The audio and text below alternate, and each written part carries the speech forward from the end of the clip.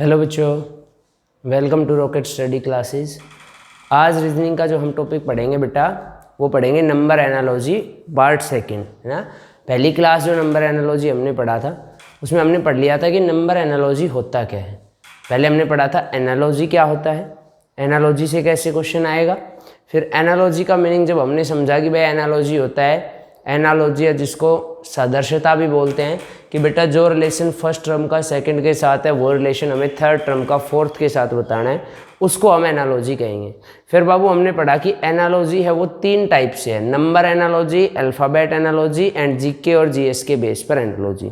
तो सबसे पहले जो हमने पढ़ा था बेटा वो पढ़ा था हमने नंबर एनालॉजी। और नंबर एनालॉजी में बेटा हमने अपना फर्स्ट पार्ट कर लिया था, है ना। नंबर एनालॉजी का हमने पहला पार्ट किया था जिसमें हमने एक तो समझा था कि नंबर एनालॉजी जब भी आएगा तो हमें वही एक सिंपल बात याद रखनी है कि भाई फर्स्ट का जो रिलेशन सेकंड से है, फर्स्ट नंबर से जैसे भी करके सेकंड नंबर आया तो आपको पता है अगर किसी नंबर को चेंज किया है, किसी नंबर से दूसरा नंबर आया है तो बाबू उसमें तो कैलकुलेशन होगी। और कैलकुलेशन हमें पता है plus minus multiply and divide. और पांचवा बताया था स्क्वायर एंड क्यूब जो मल्टीप्लाई का ही पार्ट है। और हमने ये 5 तरीके हम सीरीज़ में भी पढ़ते हैं और ये 5 तरीके हम एनालॉजी में भी पढ़ रहे हैं। फिर हमने देखा था कि सर ठीक है इन 5 से कि पहले में 8 से मल्टीप्लाई हुआ दूसरे में भी कर दिया, पहले में 2 से डिवाइड हुआ दूसरे में भी 2 से कर दिया, पहले में 9 से मल्टीप्लाई हुआ दूसरे में भी 9 से कर दिया, पहले में स्क्वायर किया दूसरे में भी स्क्वायर कर दिया, पहले में क्यूब किया दूसरे में भी क्यूब कर दिया। ये बात तो क्लियर है। लेकिन इसमें अब 2 बातें हमारे दिमाग में आई थी, है ना। 2 चीज़ों पे हमने देखा था, एक डायरेक्ट रिलेशन और एक इनडायरेक्ट रिलेशन। डायरेक्ट रिलेशन और इनडायरेक्ट रिलेशन में क्या डिफरेंस बताया था, तो आपको बताया था बेटा डायरेक्ट रिलेशन क्या होता है। भाई जो तरीका, ध्यान से सुनना है, बिल्कुल सिंपल सी बात है, जो टर्म का यूज़, जो जिस मेथड के साथ जिस टर्म का यूज़ पहले पार्ट में किया गया है वही मेथड और वही टर्म सेकंड पार्ट में यूज कर लें तो उसको हम बोलते हैं डायरेक्ट रिलेशन। क्या कह रहा हूँ मैं, जो टर्म और जो मेथड या जो प्लस माइनस मल्टीप्लाई कुछ भी पहले में मान लो 5 से मल्टीप्लाई कर दिया तो दूसरे में भी 5 से ही मल्टीप्लाई कर देंगे, ये डायरेक्ट रिलेशन है। इसमें कोई फर्क नहीं पड़ता कि आपको 3 को 5 से मल्टीप्लाई करना था या 100 को 5 से मल्टीप्लाई करना था। बस इतना मुद्दा है कि सर पहले में 5 से मल्टीप्लाई तो दूसरे में, सर पहले में स्क्वायर कर दिया तो मुद्दा ये है दूसरे में भी स्क्वायर होगा, सर पहले में डिवाइड कर दिया तो दूसरे में भी डिवाइड होगा, पहले में 3 से डिवाइड कर दिया तो दूसरे में 3 से ही डिवाइड होगा। अगर आप चेंज करना चाहते हो तो फिर आप शिफ्ट कर जाओगे इनडायरेक्ट रिलेशन। और वो इनडायरेक्ट रिलेशन क्या बताया था बेटा, वो हमने देखा था कि इनडायरेक्ट रिलेशन का जब क्वेश्चन आएगा तो हम ये देखेंगे कि पहले में मान लो हमने 3 से मल्टीप्लाई किया और दूसरे में हम चाह रहे हैं कि 4 से मल्टीप्लाई हो, तो हमारे पास रीज़न होना चाहिए कि ये 3 से मल्टीप्लाई किया तो 3 कहाँ से आया और अब इसको 4 से मल्टीप्लाई करेंगे तो 4 कहाँ से लेंगे। जब ये बात हमारी क्लियर हो जाएगी तब हमें ये सारी चीज़ें बहुत ज़्यादा आसान लगेगी। क्लियर बात है बेटा। तो अब हम देखते हैं सबसे पहले आज के क्वेश्चन की शुरुआत। कल हमने कुछ नॉर्मल से क्वेश्चन पढ़े थे, आज पहले 1-2 क्वेश्चन थोड़े नॉर्मल पढ़ेंगे, फिर थोड़ा सा लेवल बढ़ाते हुए चलेंगे। पहला सिंपल क्वेश्चन देखो, मैं यहाँ पे लिख दूँ 840 11, ए ऑप्शन में है 44, बी ऑप्शन में है 55, सी ऑप्शन में है 62 और डी ऑप्शन में है 77। पहला क्वेश्चन। दूसरा देखो 8 512 10, ए ऑप्शन में है 100, बी ऑप्शन में है 912, सी ऑप्शन में है 1000 और डी ऑप्शन में है 400। अब आपसे पूछा तो पहले 2 हमने बिल्कुल सिंपल लिए। मैं क्या कह रहा था, सिर्फ इतनी बात समझनी है कि बेटा एनालॉजी का मीनिंग क्या है, जो रिलेशन फर्स्ट टर्म का सेकंड टर्म के साथ है। क्या कह रहा हूँ, एनालॉजी का मीनिंग क्या है, जो रिलेशन फर्स्ट टर्म का सेकंड टर्म के साथ है। तो आप कहोगे सर 8 का 40 से क्या रिलेशन है, तो 8 को 5 से मल्टीप्लाई कर दिया 40 आ जाएगा, तो हम इसको भी 5 से मल्टीप्लाई कर देंगे और आंसर आ जाएगा 55। इसको बोल लेंगे बेटा डायरेक्ट रिलेशन। कि यहाँ हमने नहीं देखा 8 था, 18 था, 7 था, 6 था, कुछ भी था। हमने ये देखा कि सर पहले प्रोसेस में क्या हुआ कि फर्स्ट टर्म का 5 टाइम्स सेकेंड टर्म है, पहली टर्म जो लिखी है उसका 5 गुना दूसरी टर्म है, तो यहाँ पे 11 है और 11 का 5 गुना करेंगे तो बाबू 55। दूसरा देखो यह 8 512, तो आपको पता है कि सर 8 का 512 से क्या रिलेशन बनता है, तो आपको पता है बेटा 8 जो है 8 की क्यूब होती है 512, सही बात है।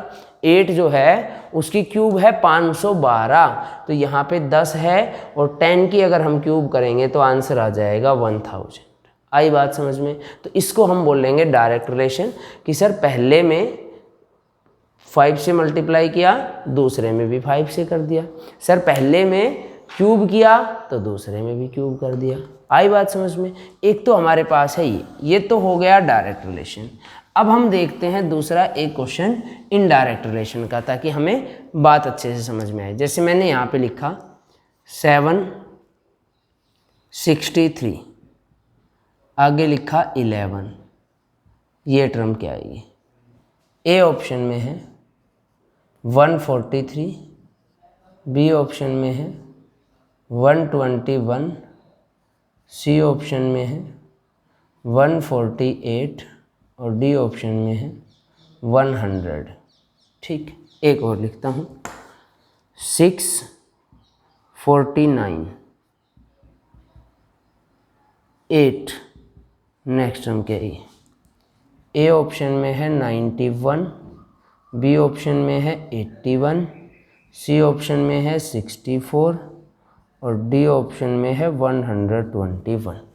अब ये दो क्वेश्चन आपके सामने हैं और आप आराम से सोचो और देखो इसमें क्या आंसर बन सकता है और ये क्वेश्चन किस तरीके से है।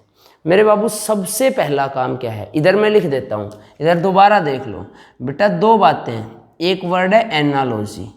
एनालॉजी का मतलब होता है कि भाई एक लाइन में अगर हम एनालॉजी का मीनिंग समझें तो जो रिलेशन फर्स्ट टर्म का सेकंड टर्म के साथ है, चाहे कोई भी रिलेशन हो, जो रिलेशन फर्स्ट टर्म का सेकंड के साथ है वही रिलेशन थर्ड का फोर्थ के साथ बताना है। अब रिलेशन सर दो तरीके का होता है, एक होता है डायरेक्ट रिलेशन और एक होता है इनडायरेक्ट रिलेशन। क्या क्या होता है? एक होता है डायरेक्ट रिलेशन बेटा और एक होता है इनडायरेक्ट रिलेशन। अब बाबू ये डायरेक्ट रिलेशन क्या है? जैसे हमने पीछे वाला क्वेश्चन पढ़ा था, यहाँ पे हम कहेंगे 7 से 63 क्या है, तो सर 9 से मल्टीप्लाई है, 7 9 जा 63।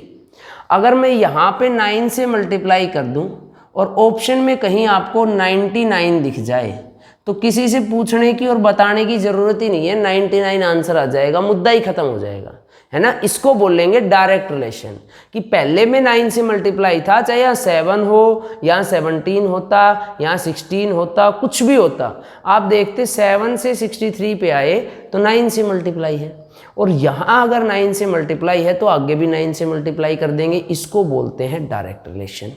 अब 19 तो ऑप्शन में है नहीं, ऑप्शन में तो 148 है इसकी जगह। अब हम कहेंगे क्या आएगा सर? अगर डायरेक्ट नहीं लग रहा तो फिर देखो 7 का 9 से क्या रिलेशन है ना। जिसने पीछे वाली वीडियो नहीं देखी पहले उसको देखना, अच्छे से समझ में आएगा। 7 का 9 से क्या रिलेशन है, तो आप कहोगे सर 7 से अगला ओड नंबर 9 है तो 11 से अगला ओड नंबर आएगा 13 और 11 को 13 से मल्टीप्लाई करोगे तो आएगा 143। आई बात समझ में। अगला देखो सेम है, यहाँ पे लिखा है 6 और यहाँ लिखा है 49। तो आपने देखा सर 6 से नेक्स्ट टर्म आती है 7 और 7 का स्क्वायर करके लिख दिया 49। अगर यहाँ 6 और 36 ही होता तो हम सर इसी टर्म का डायरेक्ट हो जाता। अब ये सीधा 6 का स्क्वायर तो नहीं है, ये टर्म सीधा 6 इतना तो दिख रहा है कि 49 है तो स्क्वायर है, सर फायदा रहेगा हम स्क्वायर वाली टर्म लगाएं, ये बात तो दिख रही है। लेकिन 6 का तो स्क्वायर नहीं है ना, किसका स्क्वायर है? 7 का। तो 6 और 7 का क्या रिलेशन है सर? 6 से नेक्स्ट टर्म 7 आती है तो यहाँ 8 से अगली टर्म आ जाएगी 9 और 9 का स्क्वायर कर देंगे तो आंसर आ जाएगा बेटा 81। तो ये डिफरेंस होता है डायरेक्ट और इनडायरेक्ट रिलेशन में। जब क्वेश्चन आएगा तो तो ये बात आप लोगों को पता होनी चाहिए। जिस बच्चे को इस बात का अच्छे से पता है उसका कोई भी क्वेश्चन गलत नहीं होगा, चाहे किसी भी टाइप का क्वेश्चन आपसे पूछ लिया जाए। आई बात समझ में? चलो अब देखते हैं हम। तो ये था हमारे पास पहला। अब हमारे पास दूसरी जो बात आती है बेटा, वो हमारे पास आती है कि इसमें एक छोटा सा पहलू रह गया। एनालॉजी का मीनिंग हमने समझ लिया, कैसे क्वेश्चन सोल्व करेंगे ये हमने देख लिया। डायरेक्ट रिलेशन का मीनिंग क्या होता है, इनडायरेक्ट रिलेशन का मीनिंग क्या होता है, ये बात अपनी क्लियर है। अब हमारे पास जो मुद्दा बचता है वो एक छोटी सी बात बचता है कि कई बार जो क्वेश्चन आता है वो आ जाता है यूज ऑफ डिजिट्स का। क्या कह रहा हूँ मैं? कई बार जो क्वेश्चन आता है थोड़ा लेवल ठीक ठाक करेगा बाबू, तो उसी में क्वेश्चन दे देगा यूज ऑफ डिजिट्स का। तो जो मैं बोल रहा हूँ ना कि यूज ऑफ डिजिट्स, तो आपको पता होना चाहिए कि यूज ऑफ डिजिट्स होता क्या है, इस यूज ऑफ डिजिट्स का मीनिंग क्या है, और मैं आपसे क्या कहना चाह रहा हूँ। देखो कई बार क्वेश्चन इस तरीके से आएगा 4 8 6 4 22 9 3 4 5। नेक्स्ट टर्म क्या है ये 3 8 1 3 15 6 8 9 4। नेक्स्ट टर्म क्या है? अब देखो इधर ध्यान से, ये है 4 8 6 4 22 और 9 3 4 5। नेक्स्ट टर्म आपसे पूछ ली। अब हमें पता है सर इतनी बड़ी टर्म से और 22 कैसे आएगा सर? या तो इसको इससे डिवाइड करके देखें, उतने ही नंबर से डिवाइड हो गया, ठीक है भाई। या फिर अगला देखो सर, चलो ठीक है हो सकता है डिवाइड से बन जाए, लेकिन आगे हमें दिख रहा है कि इसको डिवाइड करके 15 तो आ ही नहीं सकता, क्योंकि 15 को आप किसी से भी मल्टीप्लाई कर लो, 15 के टेबल में लास्ट में या तो 0 आएगा या 5 आएगा। 5 का जानते हो ना, 5 के जितने भी मल्टीपल होते हैं जिनके लास्ट में 5 आए, उनके मल्टीपल होते हैं तो उनमें या तो लास्ट में 5 ही आता है, क्योंकि 5 से वही नंबर डिवाइड होगा जिसके लास्ट में या तो 5 आए या 0 आए, है ना। ये बाबू पढ़ा हुआ क्वेश्चन है मैथ्स में कि 5 से देखो। अब वहाँ ऐसा नहीं है कि इसको इससे डिवाइड करके देखेंगे, इतना टाइम थोड़ी होता है बेटा, ये मैथ थोड़ी है। हमें यहाँ पे सोचना है कि ये बेटा इससे 15 कैसे आएगा, तो बाबू डिवाइड करके तो आ नहीं सकता।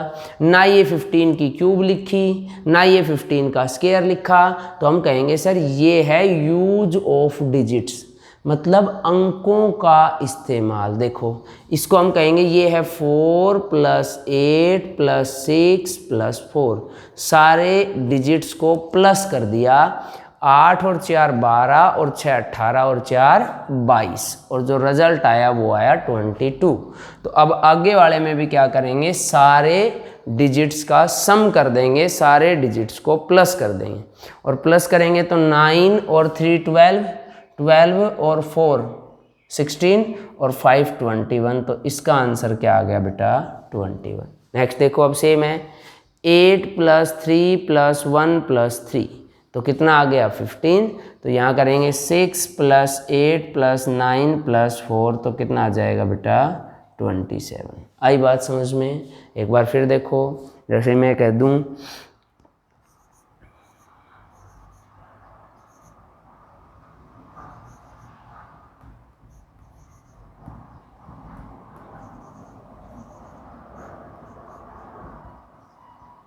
अब पूछ रहे क्या आएगा। देखो हमें पता है इतनी बड़ी टर्म से 18 कैसे बनेगा, 18 के टेबल में तो सही बात ये आएगा ही नहीं। और इतना अंदाज़ा लगा लिया करो, जब ऐसी बड़ी बड़ी टर्म लिखी हो तो वहाँ पे कोशिश किया करो यूज ऑफ डिजिट्स लगेगा, अंकों का इस्तेमाल लगेगा। और हम इसको कहेंगे 4 + 9 13 + 5 18, तो इसको कहेंगे 8 + 3 11 और 1 12 और 7 ऐड कर देंगे तो आंसर कितना आ जाएगा 19। तो इस क्वेश्चन का आंसर जो है वो आएगा बेटा 19। आई बात समझ में? चलो एक और क्वेश्चन देखो, देखो इधर ध्यान से,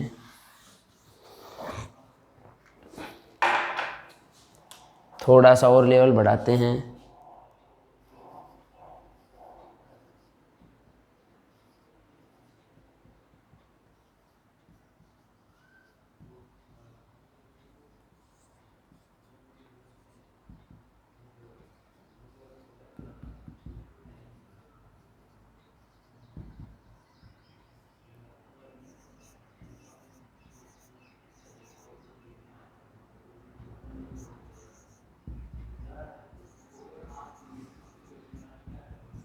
देखो पहला क्वेश्चन है 562 का बना दिया 60। तो हमें पता है कि सर ये 60s की टेबल में तो आएगा नहीं, 562 जो है वो 60 से तो डिवाइड होता नहीं। अब यूज ऑफ डिजिट्स में देखो क्या क्या बातें आती है, इधर देखो एक बार। यूज ऑफ डिजिट्स जब आएगा, अंकों का इस्तेमाल जब आएगा, यूज ऑफ डिजिट्स आएगा, तो इसमें दो बात बेटा आपके सामने आएगी। एक तो आएगी सभी डिजिट का सम कर दे, और एक आएगी सभी डिजिट को मल्टीप्लाई कर दे। ये दो बात आपको याद रखनी है, या तो सारी डिजिट का सम करेगा, सारी डिजिट को प्लस कर देगा, या सारी डिजिट्स का मल्टीप्लाई कर देगा, मल्टीप्लिकेशन कर देगा। तो हम कहेंगे ये 60 कैसे बनेगा, तो ये बनेगा 5 × 6 × 2। 5 6 × 30, और 30 को 2 से मल्टीप्लाई करेंगे तो बेटा आ जाएगा 60।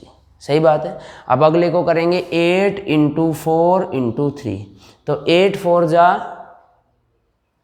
32, और 32 को 3 से मल्टीप्लाई करेंगे तो बेटा 96। नेक्स्ट देखो, इसको हम कहेंगे ये है सर 6 × 4 × 2, तो 6 4 जा 24, और 2 से मल्टीप्लाई करेंगे 48 आ गया। इसको कहेंगे बेटा 5 × 3 × 6, तो 5 3 जा 15, और 15 को 6 से मल्टीप्लाई करेंगे तो आंसर आ जाएगा बेटा 90। अगला देखो, इसमें हमें पता है मल्टीप्लाई करके तो ये बनेगा ही नहीं, तो ये देख लिया करो कि जहाँ पे इतना तो कन्फर्म है कि इस टर्म से अगर ये लिखी है तो भाई इसमें कुछ ना तो प्लस लग रहा, ना माइनस लग रहा, ना मल्टीप्लाई लग रहा, ना डिवाइड लग रहा, ना स्क्वायर क्यूब हो रहा। अगर ये सीधे तरीके इसमें नहीं हो रहे तो इसका मतलब इसमें यूज ऑफ डिजिट्स है। यूज ऑफ डिजिट्स मतलब अंकों का इस्तेमाल है, और यूज ऑफ डिजिट्स करेंगे तो ये है 9 + 2 11, 11 + 4 15, 15 + 3 18, मतलब पहला जो नंबर है उसके डिजिट्स का सम करके लिख रखा है। तो ये 8 + 4 12, +2 14, और +1 15। तो इस क्वेश्चन का आंसर क्या आ जाएगा बेटा 15। आई बात समझ में? तो ऐसा क्वेश्चन आ गया तो आप लोग कर लोगे आराम से, कोई दिक्कत नहीं है। ठीक है, चलो अब थोड़ा सा इसमें चेंजमेंट और करते हैं, और इधर ध्यान दो।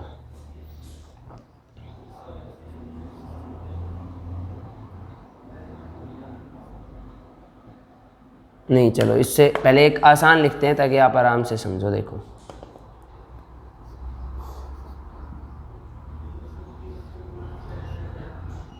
ये तो सभी बता देंगे, बहुत आसान क्वेश्चन लिख दिया।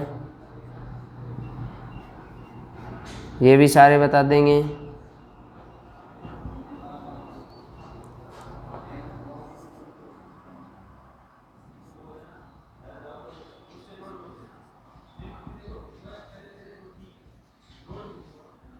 देखो पहला देखो बेटा क्या लिखा है, 13 169 और 14 पूछा है। तो आपको पता है क्या है सर, ये 13 है, और यहाँ पे लिखा है सर 13 का स्क्वायर 169, यहाँ पे बेटा 14 लिखा है, तो 14 का स्क्वायर क्या आ जाएगा 196।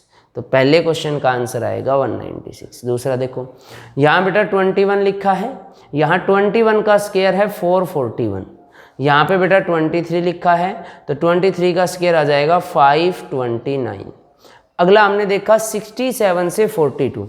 देखो एक तो दिमाग में ये बात आ सकती है कि सर इसमें से 25 माइनस कर दिए, कितने माइनस कर दिए, इसमें से 25 माइनस कर दिए। अब अगले वाले में से अगर 25 माइनस करके ऑप्शन मिल गया तो हम लगा देंगे, लेकिन एनालॉजी में आप ध्यान रखो कि 99% क्या होता है, प्लस माइनस पे नहीं आता। एनालॉजी में क्वेश्चन जो आता है वो 99% मेरे बाबू प्लस माइनस पे एनालॉजी का क्वेश्चन आएगा ही नहीं।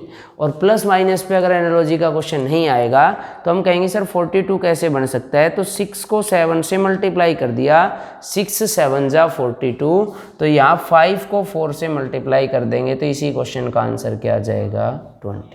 आई बात समझ में? ये बात आपको ध्यान रखनी है। इधर देखो एक और बार देखो, इधर देखो एक क्वेश्चन थोड़ा सा बढ़ा रहा हूँ, आगे ध्यान दो। 463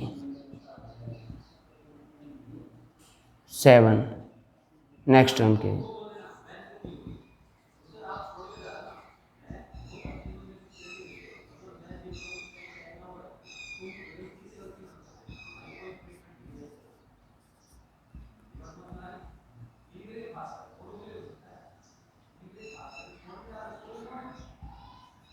देखो पहला क्या है 4, 63, 7, अगली टर्म बतानी है।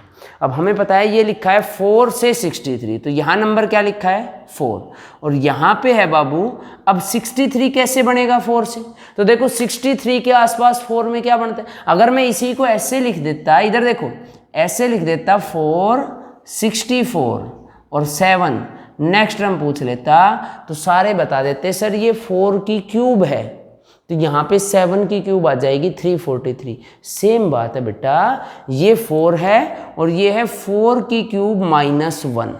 अब यहाँ पे 7 लिखा है तो यहाँ आ जाएगा मेरे बच्चे 7 की क्यूब -1। अब 7 की क्यूब आएगा 343 और 343 में से -1 करेंगे तो आएगा 342। अब सेम का सेम क्वेश्चन अगला है, देखो 6 से लिखा है 215, तो हमें पता है 215 के आसपास 6 से क्या बनता है, तो 6 की क्यूब बनती है सर 216 और -1 कर देंगे तो 215।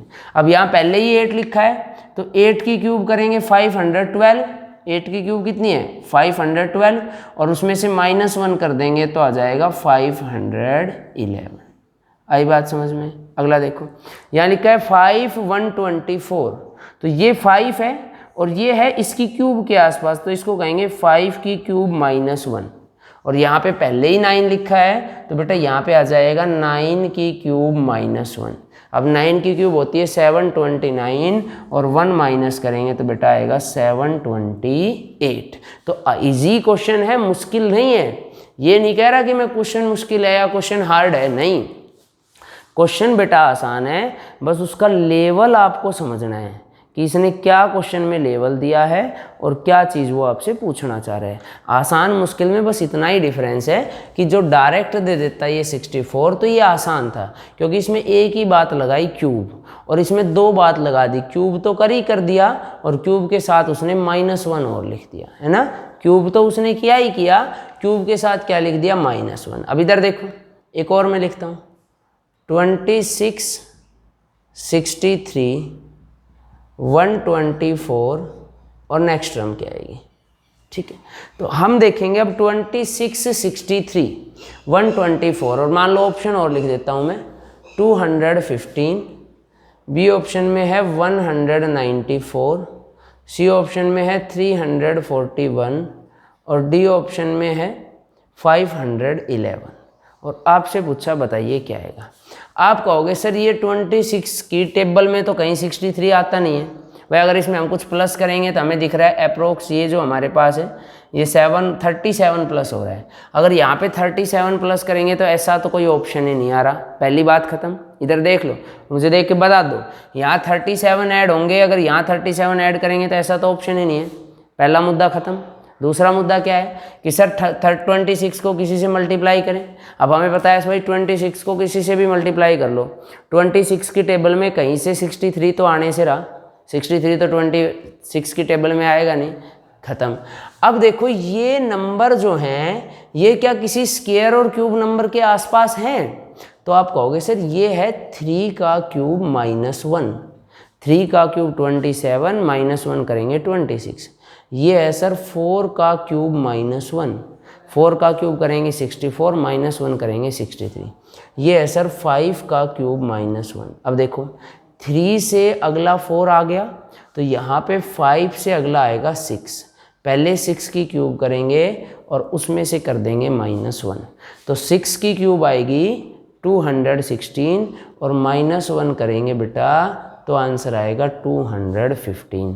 तो इसका आंसर आ गया 215। तो आई बात समझ में। ऐसा क्वेश्चन अगर कभी भी आ गया तो आराम से समझना है बेटा, बहुत आसान बात है, मुश्किल कुछ नहीं है। जितना क्वेश्चन में आपको कैलकुलेशन का अच्छा पता होगा, जिसको स्क्वायर क्यूब याद होंगे, जो इस बात को समझेगा कि सर यहाँ से टर्म इंक्रीज होके यहाँ चली गई, इसमें मल्टीप्लाई हो गई, इसमें प्लस हो गया, उसमें डिवाइड हो गया, उसके लिए ये सारी बातें बहुत आसान रहेगी। और अगर किसी के दिमाग में ही अलग चीज़ रहेगी, यानी वो जो यही नहीं समझ पा रहेगा कि ये 26 किस क्यूब नंबर के आसपास है या 63 किस क्यूब नंबर के आसपास है, वो इस क्वेश्चन को नहीं कर सकता, वो फिर बैठा रहेगा या फिर गलत करके आएगा। तो और एनालॉजी, सीरीज, ये सारे रीजनिंग के टॉपिक ऐसे हैं जिनमें बेटा आपको थोड़ी सी प्रैक्टिस भी करनी पड़ेगी। आपको कोई डाउट है तो आप पूछ सकते हो, है ना। और पहले आप एक एक टॉपिक को पहले बेसिक समझो, फिर इससे क्वेश्चन की प्रैक्टिस करो, तभी जाके बेटा सिलेक्शन होगा। ठीक है, यहाँ तक कर लेना बेटा, आगे करेंगे अगली क्लास में। ओके बेटा।